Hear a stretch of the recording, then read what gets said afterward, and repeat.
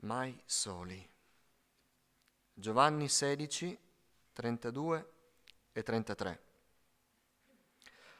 L'ora viene, anzi è venuta, che sarete dispersi, ciascuno per conto suo, e mi lascerete solo.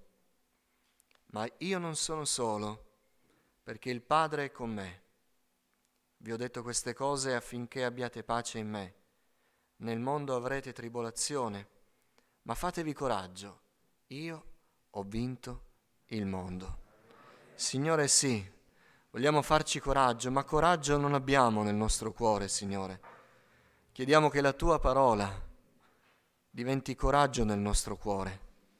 Così come Tu la vivifichi, Signore, questa vita si produca e si trasformi in forza, coraggio, pace, certezza, Signore, in Te. Signore, rafforza il nostro cuore mentre ci esponiamo al sole della Tua parola. Illumina la nostra vita, Signore. Parlaci al cuore, secondo il nostro bisogno, per la Tua sapienza. Signore, scruta i segreti. Ancora, Signore, mentre ascoltiamo la Tua parola, mostraci che non Ti possiamo nascondere nulla, che Tu ci conosci profondamente, Signore, perché la nostra vita ha bisogno di Te, oh Dio. Aiutami, Signore, a condividere la Tua parola. Non sono sufficiente, ho bisogno della pienezza dello Spirito Santo. Allarga il mio cuore e la mia mente, perché giunga a noi la Tua benedetta parola e non pensieri personali. Te lo chiedo nel nome di Gesù. Amen. Accomodatevi, fratelli. Sono le ultime parole di Gesù, poi Gesù pregherà.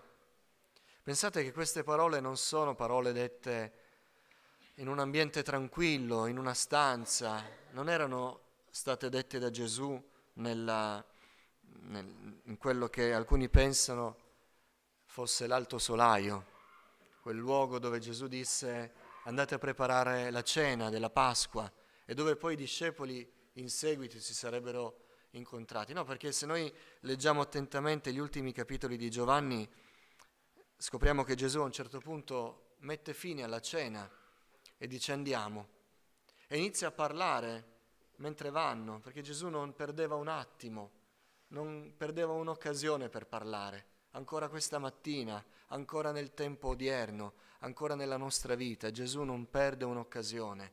Così lui e i discepoli erano per le strade di Gerusalemme di notte, stavano andando verso il fuori città, verso il torrente Chedron, e di lì a poco sarebbero arrivati al Getsemani. Mentre camminano, Gesù insegna ancora.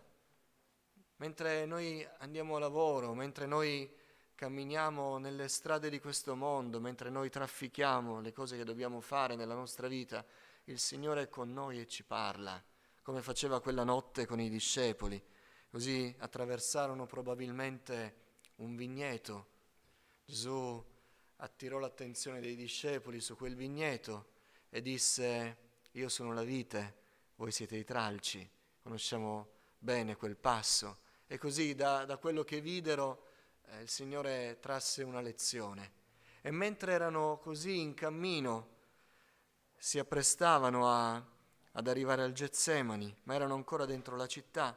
Il Signore parla, dice: io non vi parlerò più in similitudini, l'aveva appena fatto con la vite e i tralci, vi dirò le cose così come stanno.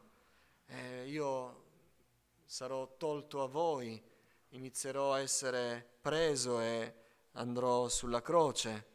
I discepoli lo riconobbero, probabilmente vide nelle facce dei discepoli il Signore un po' di timore e disse: l'ora viene, anzi è venuta, che sarete dispersi, mi lascerete solo. Ma io vi sto dicendo queste cose e ve le sto dicendo in anticipo, perché voi sappiate che io già le so queste cose, e non le so solo per una sterile conoscenza, ma per farvi sapere che è tutto sotto controllo, è tutto sotto controllo. Io so quello che avverrà e la vostra vita è nelle mie mani. E così è per strada che lo dice. E dice una cosa su di lui, che per noi questa mattina è per noi.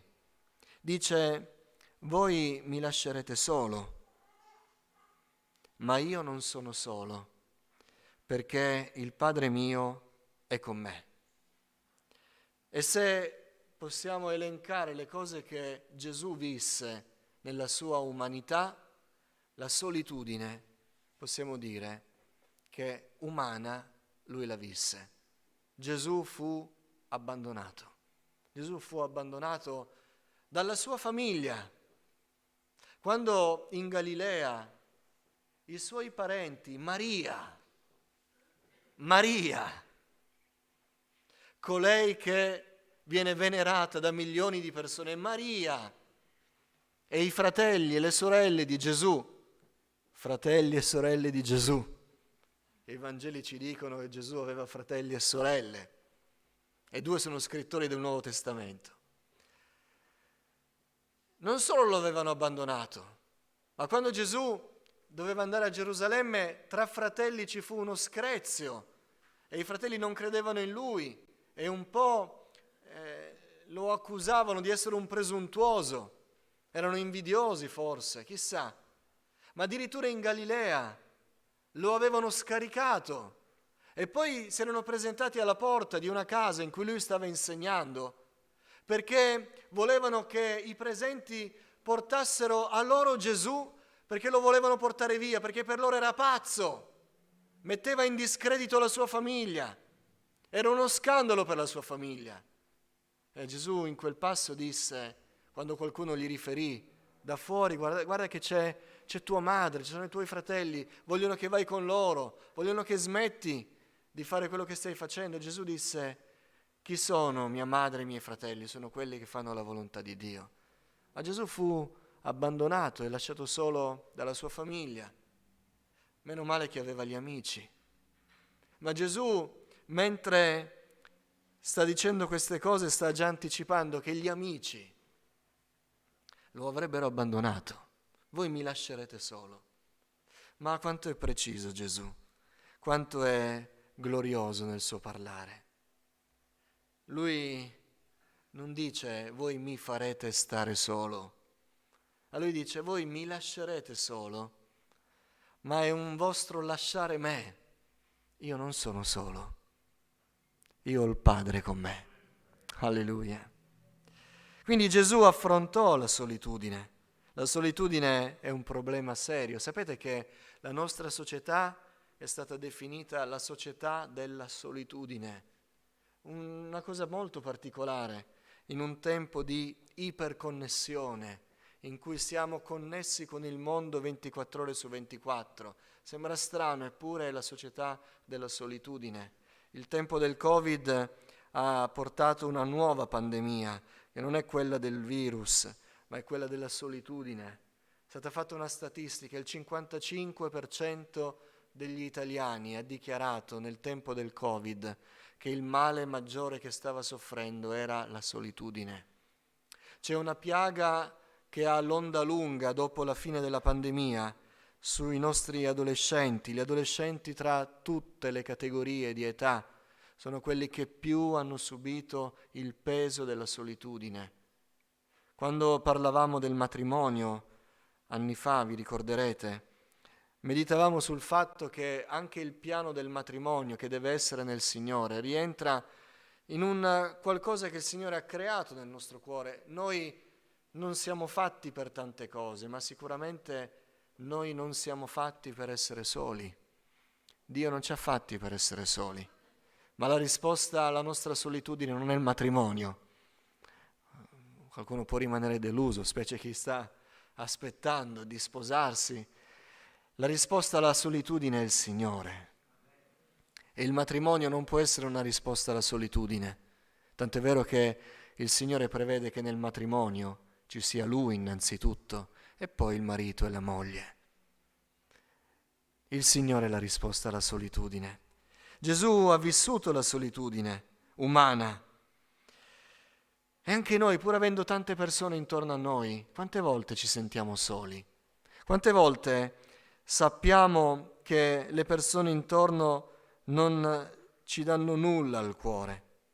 Mancano amicizie vere, Anche ieri sera, se non ricordo male, è stata fatta questa riflessione. Mancano amicizie vere. Non sono le tante amicizie. Non è il gran numero di amici che abbiamo sui social network che ci fanno sentire in compagnia. Le amicizie vere non possono essere tante, perché se sono di qualità vuol dire che abbiamo costruito qualcosa e ci vuole tempo per costruire quel qualcosa. A tante volte mancano le amicizie vere, non per colpa degli altri, per colpa nostra. Siamo soli per colpa nostra, perché non sappiamo costruire delle relazioni, non sappiamo andare incontro, non sappiamo smussare gli angoli del nostro carattere che tengono lontani gli altri e pretendiamo che gli altri si avvicinino, ma chi mai si avvicinerebbe a dei pungiglioni che feriscono? Quindi tante volte la mancanza di amicizie vere è colpa nostra, non sempre, ma a volte sì. Legami familiari solidi a volte non ci sono e qualcuno lamenta che purtroppo deve subire i propri parenti perché non li ha scelti, se li ha ritrovati. Ma la famiglia può essere una benedizione nel Signore se noi facciamo la nostra parte e non saremo soli. Quante volte diciamo ai giovani che sono facili a scaricare la loro famiglia, diciamo guarda che nel tempo scoprirai che le persone che non fanno parte della tua famiglia prima o poi prenderanno la loro strada e la famiglia rimarrà. La famiglia sarà la tua garanzia, che non rimarrai solo, che avrai un appoggio. Ringrazia il Signore per la famiglia. Promuovi relazioni stabili nella famiglia. Ma tutto questo ci fa riflettere che ci si può sentire soli.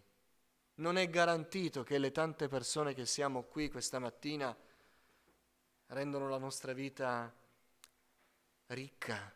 Possiamo sentirci soli anche qua in mezzo. Magari c'è qualcuno qui che si sente davvero solo e sa che non è compreso. Lo scopriamo quando i nostri ruoli cessano, perché magari facciamo delle cose, siamo in posizioni in cui siamo attorniati da persone, attiriamo le persone, dobbiamo vivere per le persone devono vivere per noi, quindi questi ruoli ci distraggono dalla realtà e comprendiamo che è il ruolo che ci fa sentire amati, pieni di persone, cercati, ma quando poi non c'è più il ruolo, ci siamo noi così come siamo e senza il ruolo che abbiamo, senza quello che possiamo dare agli altri, poi scopriamo che non si ricorda più nessuno di noi. Abbiamo pianto con alcuni pastori che finito il loro ruolo hanno scoperto che erano stimati, invitati, fin quando erano in un ruolo, ma poi quando quel ruolo non c'era più hanno scoperto che erano soli. Può succedere anche per noi, può succedere nella nostra vita familiare, nella nostra vita lavorativa. Quindi non è scontato. La solitudine è un avversario che spesso e spesso si presenta. Quando ci fermiamo un attimo da questo turbinio di una vita dove tutti chiedono, dove tutti vogliono, dove i figli hanno bisogno, dove i coniugi chiedono, dove il lavoro ti assorbe, dove tutti fanno una richiesta, quando ci fermiamo un attimo ci sentiamo soli. E questo è un discorso che faccio non solo ai credenti, non è un discorso della Chiesa, questa è una fotografia del nostro tempo, credenti e increduli. Questo è uno spettro contro il quale ci dobbiamo trovare e ci troviamo molto spesso. Ma la promessa di Dio, tra le tante, è anche che noi non siamo soli, che possiamo vincere la solitudine. E Gesù lo testimonia. E queste parole di Gesù sono perfettamente applicabili a tutti quelli che questa mattina decidono di confidare nel Signore. Voi mi lascerete solo, ma io non sono solo. Perché? Perché il Padre è con me. Chi ha il Signore nel suo cuore realmente non è intermittenza, ma aggrappato come un'ancora di salvezza, come una rocca alta verso la quale noi troviamo il nostro rifugio, non è solo. Non è solo. E voglio dirlo con forza, anche a dispetto di quelli che pur confidando nel Signore, pur avendo la fede in Dio, quando noi andiamo cercando di consolare dicendo se hai il Signore non sei solo, contestano dicendo ma io mi sento solo. Forse ti senti solo perché stai cercando persone che ti hanno lasciato. E allora non stai cercando la soluzione alla solitudine, stai cercando quelle persone. Ma prima o poi tutti ci lasciano. E non per cattiveria. Tutti ci lasciano. Perché la vita è così, è tutto provvisorio, è tutto mutevole. Noi abbiamo delle amabili coppie tra di noi che hanno varcato decenni e decenni di vita insieme nel matrimonio. Però abbiamo anche amati fratelli e sorelle che sono vedovi, vedove, sono amati dal Signore, ma la persona che amavano più di ogni altra nella loro vita li ha lasciati, pur non volendo. La vita è anche questo. Ma chi ha il Signore vince la solitudine. Se chiede al Signore, non è solo. Gesù fu abbandonato, ma quante volte fu abbandonato? Dalle folle, dagli amici, dalla famiglia, quelli che tornavano quando gli faceva comodo, poi tornavano via di nuovo. Voi pensate che queste non erano situazioni deludenti? Quante volte il Signore fu lasciato solo, eppure Lui non fu mai solo, mai. E tranquillizza i discepoli, voi non vi dovete preoccupare per me, voi mi lascerete solo, ma io non sono solo perché il Padre mio è con me. Dio non ci lascia e non ci abbandona, noi non siamo soli col Signore. Quando veniamo abbandonati da tutti, Dio non ci abbandona, mai, mai. Egli è con noi, Egli è con noi in ogni situazione. Quella migliore, quella peggiore, noi la viviamo sempre con qualcuno, sempre con qualcuno. Sia benedetto il nome del Signore, che fa una promessa che nessuno può fare, nessuno la può fare questa promessa. Ma Lui non soltanto fa la promessa, Lui la mantiene. Il Padre mio è con me, il Padre mio è con me. Di tanto in tanto vi ricordo quella vignetta che ho visto tanti anni fa, e che è così simpatica, ma così profonda, che spesso me la ricordo da solo. C'è un credente, un figliuolo di Dio, piccolino, in confronto a Gesù, che viene disegnato enorme, perché Gesù è grande, no? E c'è questo piccolo credente con un cannocchiale, col treppiede, lì che guarda col cannocchiale, il cannocchiale è appoggiato, è proprio appiccicato alla veste di Gesù. E quindi essendo appoggiato con la lente lì non può vedere nulla, come metterlo contro un muro, contro una coperta. È lì che guarda appoggiato e dice Signore dove sei? Signore dove sei? Ed è appiccicato a Gesù che è lì attaccato a lui. E Gesù dall'alto lo guarda sotto con un punto interrogativo e dice ma che cosa sta dicendo? Sono qui, è appiccicato a me e non mi vede. Sempre noi possiamo dire, Dio è con me, io non sono solo perché Dio è con me. Gesù lo sapeva. Egli non ci lascia soli mai, non ci lascia soli quando siamo nella malattia. E purtroppo dobbiamo fare questa considerazione. Lo dico a chi è malato. La malattia è un'esperienza che non si può vivere con gli altri. Non si può. Certo è consolante sapere che c'è qualcuno vicino che ti aiuta, che ti sostiene, ma il dolore della malattia la pressione della malattia, il peso della malattia. Non si può dividere con gli altri. Siamo soli nella malattia. Non possiamo distribuire un po' del nostro male agli altri. Credo che nessuno vorrebbe, ci lascerebbero tutti soli. Non lo possiamo distribuire con gli altri. È la nostra malattia, è il nostro male. La malattia davvero ci fa considerare che in certe esperienze noi ci entriamo da soli, tranne che col Signore. Lui non ci lascia soli nella malattia. Sia benedetto il nome del Signore. C'era un uomo, vi ricordate, in un luogo particolare, la vasca di Betesda. Quest'uomo era malato in mezzo a tanti malati. Non si sentiva solo nelle disgrazie perché a fianco a lui c'erano tutti paralitici, ciechi, persone che avevano bisogno di essere guarite. Eppure quell'uomo rivela a Gesù la realtà del suo cuore quando dice: io sono qui in mezzo a tanti sventurati come me, ma la verità è che nella mia malattia io, dice così, non ho nessuno. E chi potrebbe mai avere un uomo malato? Lui c'era la malattia.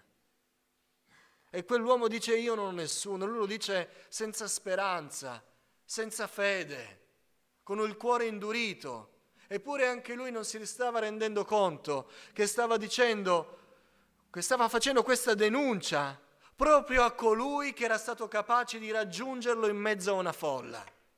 Come se tra tanti di noi che siamo questa mattina, uno è senza fede, è senza speranza e sta gridando al cielo non in preghiera, ma con un tono di rabbia dicendo: io non ho nessuno.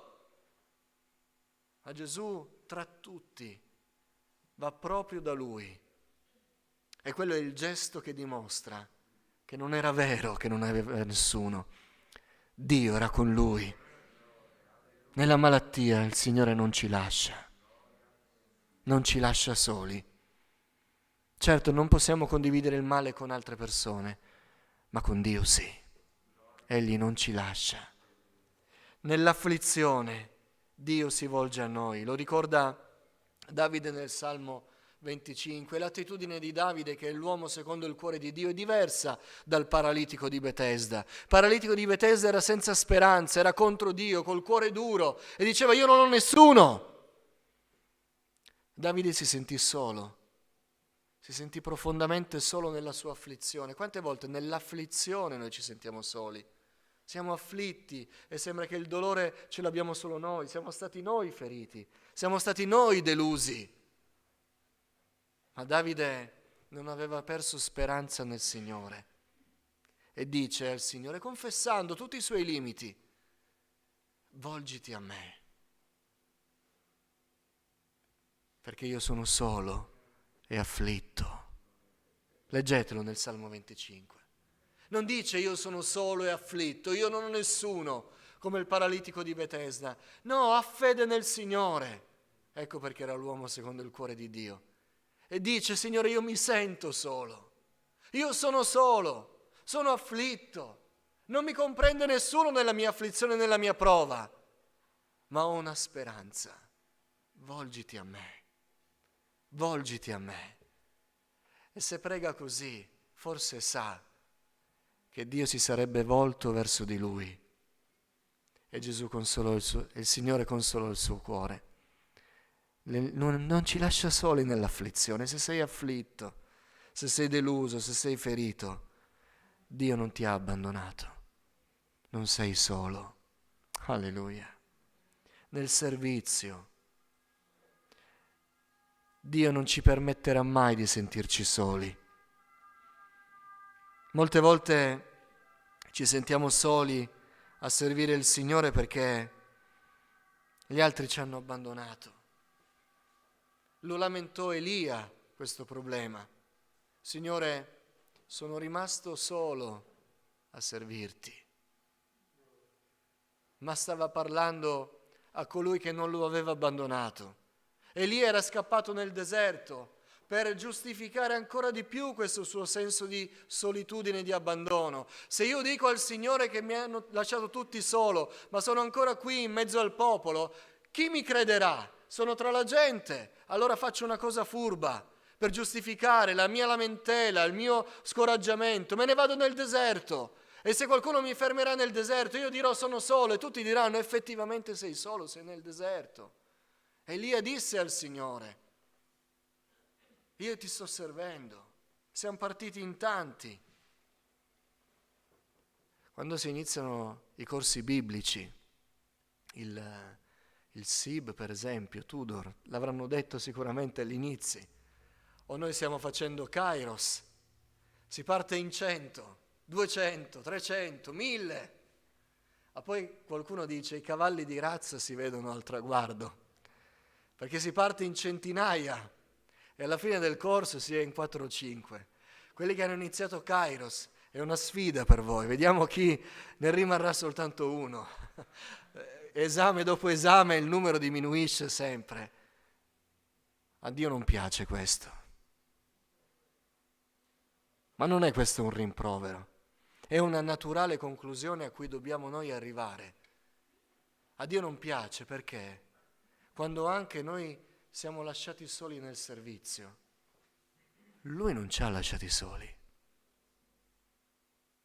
Chi è venuto meno nel servire il Signore perché si è sentito abbandonato, non compreso, deluso, solo, non può dirlo se c'è il Signore.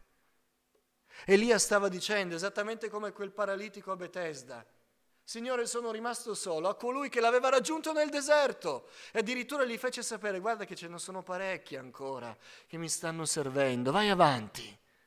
Come ci è stato ricordato prima dal Signore stesso, vai avanti, non sei solo, non sei solo. A volte vorremmo servire il Signore con maggiori forze, perché questo sicuramente è un aiuto. Serviamo il Signore, sicuramente. Ma quando anche rimaniamo soli a servire il Signore, che faremo? Deponiamo le armi perché ci sentiamo soli? Dio non ci lascia soli. Dio non ci lascia soli. Se anche rimanessimo soli, non siamo ancora soli perché il Signore è con noi. Alleluia. Il Signore non vuole lasciarci soli. Quando nei periodi neri degli ultimi 2 anni abbiamo ascoltato notizie che ci hanno commosso, vi ricorderete di quanti anziani telefonavano alle forze dell'ordine dicendo siamo soli, dicendo anche qualche bugia per far muovere polizia e carabinieri. Quando arrivavano lì i carabinieri hanno dovuto confessare questi anziani da soli in casa: sto benissimo, ma ho dovuto dire una bugia, così qualcuno veniva perché oggi è Capodanno e non ho nessuno con cui stappare una bottiglia di spumante e brindare. Quante volte ci hanno commosso queste storie? Oggi è il mio compleanno e non ho nessuno con cui festeggiare, sono solo. E allora poi i carabinieri sono stati con loro, hanno fatto compagnia e sono fatti seri.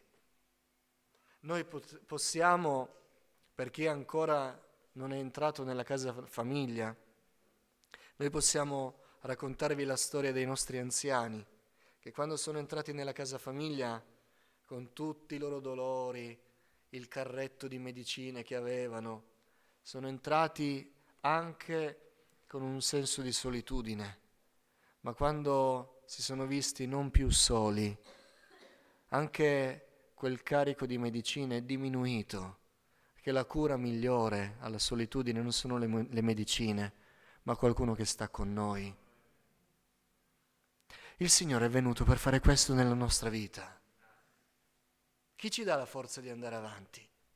Colui che ci dà la certezza che è con noi, che non ci lascia. Quando Gesù fa il suo appello alla chiesa di Laodicea, dice: ecco, io sono alla porta e busso, apritemi, perché voglio dimorare con voi, voglio cenare con voi, non vi voglio lasciare soli.